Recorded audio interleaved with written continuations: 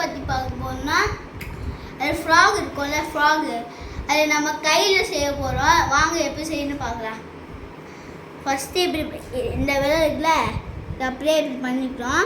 இந்த 2 விலையிலையும் இதை இப்படி வச்சுக்கணும். இந்த 2 விலையும் இருக்கும்ல இந்த 2 விலையிலும் இப்படி மறக்கணும்.